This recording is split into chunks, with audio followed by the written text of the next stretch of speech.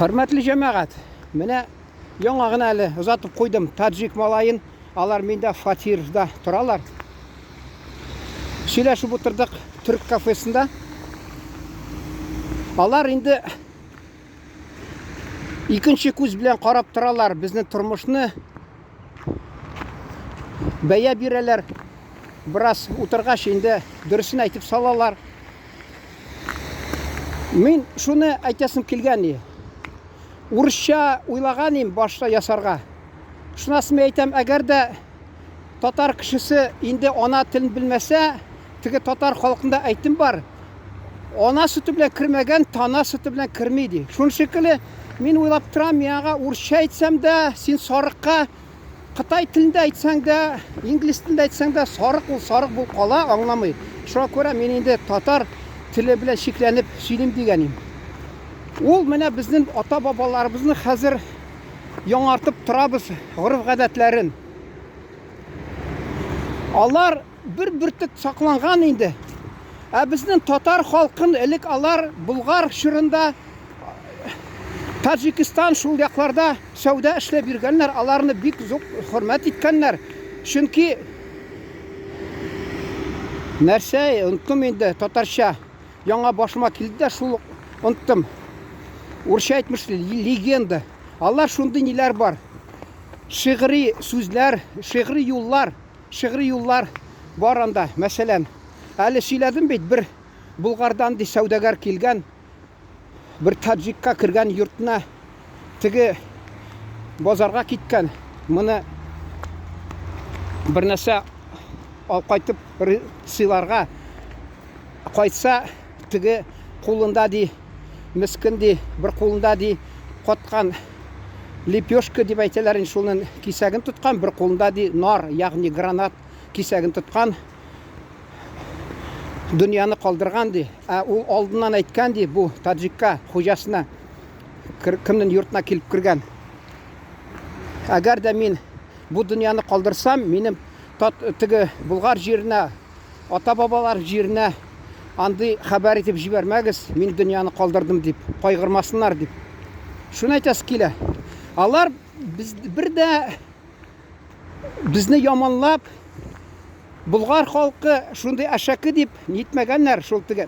Тик искә төшми, менә камераны сүндерсәм, ул татарча риваятмы, нәрсәме, кызганычка каршы белмим әле. Соңгыдан искә төшер ул. Алар безнең халкны гел яхшы яктан гына әйтеп торганнар. Безнең халкыбызны ул шундый ят белә торган халык, билимле, чөнки Мисыр, ягъни Египет, Гарәп илләренә барып, Төркиягә барып, Иран, Персия, шул якларга барып, 10-15 ел дәверендә укып кайткан безнең бабаларыбыз хакында алар сөйләп хөрмәт итеп торган безнең бабаларыбызны. Хәзер алар инде икенче күз белән карый, без монда үзгәргән халык, чөнки беләсез, ничә гасыр буена нинди империядә яшибез. Кемнең арбасына утырасың, шуның җырын җырлыйсың ди татар мәкале. Менә без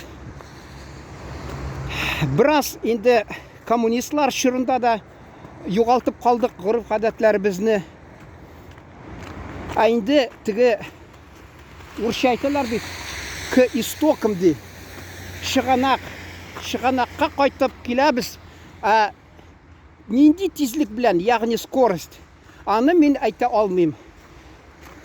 Безнең халыкта кызганычка каршы тик яңа уяна башлады. Шул теге безнең гореф-гадәтләр аздан ансы да әле менә телевизор көчле, пропаганда көчле.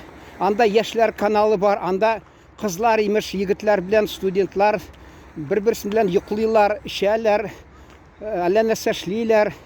Менә мәсәлән карый да татар кызы, татар егете. Әнә ничек яшәргә була икән ди. Әнә ничек яшәргә була икән ди. Без әле студент чагыбызда ул менә үзем әйтәс килә. Бер кыз белән тик бер төн уздырган идем. Шак университеттан күткә тип чыгармадылар. Куркыныч астында булдык. Шул саклап калды безне 3-нче курста. Чөнки аның әтисе Урал журналы шул атаклы, шуның җаваплы сәрхатип булгач, без деканатта инде бу икәвендә бит куп чыгарга кирәк. Якынлык ясаганнар, җинси алар якынлык ясаганнар дип. Шунда biz бит инде әллә нәрсә булмады, яшерне эшләп йөргән нәрсә.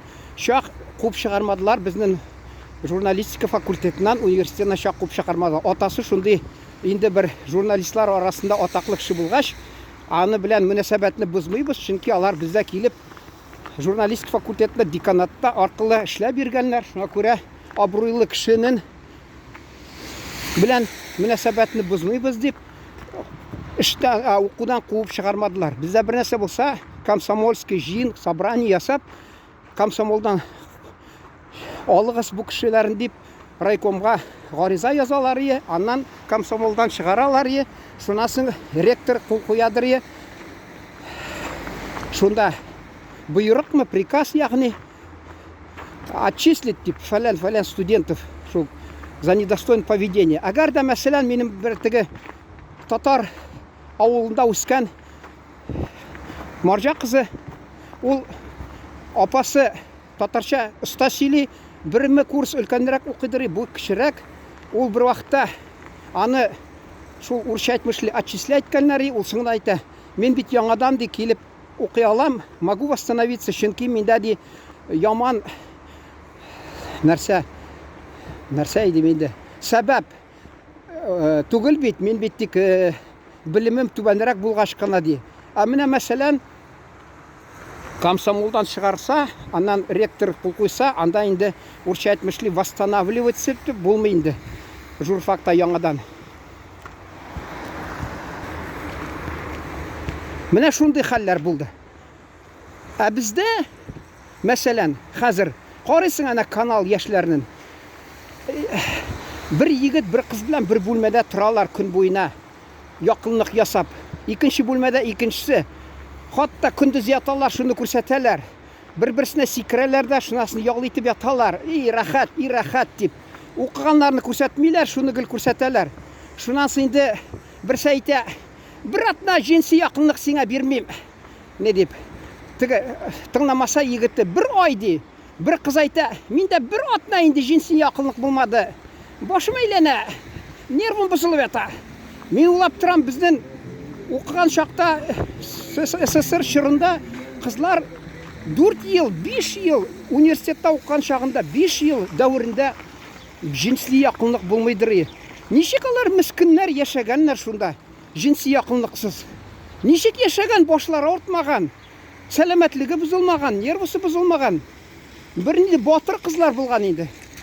Анда инде 4нче курста, 5нче курста кияүгә чыгып, кайсылары киткәннәр, соңдан кайсылары хатта редакция китеп, анда эшләп 1 ел, 2 ел шуннан соң чыкты. Алар 5 ел дәврендә җинси якынлык булмаган. Ничек мискеннәр түзгән инде алар менә. Күрдегезме? Шуны күрсәтәләр, имеш, менә ничек инде алар түзәләр икән. Бер атна түзгән, бер якынлык булмаган. Шундый авырлы шартта яшәгән инде алар, бичаралар. Шулай, аңлыйм инде, мазаклыйлар. Мазакны әйдәгез, алайса мазакны тотыйк та тагы менә тагы килешмәгән нәрсәләр белән шулай дидек. Тик яшьләр бит карыйлар, алар үрнәк ала, алар уйлыйлар. Менә шулай булырга тиеш. Ул студентлар шулай булырга тиеш дип. Ризалашасызмы, юкмы менә? Менә шул әйтәсем килә инде кайтып. Без менә шул телевизор тәрбияли безне. Татар кешесе карый телевизорны. Ул бит татар каналын карамый, шуларны карый. Менә бу имеш уңган кеше шул каналны карап, имеш шундый булырга тиеш ди. Хәзерге вакытныкы дип. Бер дә уйламый, ата-бабаларыбызның гореф-гадәтләрен яңартып яшәү, хәзерге вакытка килешеп торган гореф-гадәтләре белән яшәргә дип уйламыйлар алар. Менә монда мәсәлән, менә таҗик малайлары бүген Türk кафесында чәй эчертеп утырдым, ул миңа сөйли. Менә бу безгә харам ди, менә бу харам, бу туйга кияүгә өйләнмичә ди, җинси якынлык ул харам ди. Күрдегезме ничек алар һаманда алар балларын тәрбияләгәннәр? Нинди рәвештә, нинди шартта? Хәзерге безнең татарда милли аерым бар микән бүтән милләтләрдән? Шушында Рәсәйдә күләмендә, Рәсәйдә яшәгән. Шуны беләсем килә. Игътибарыңыз үшін рахмат. Исән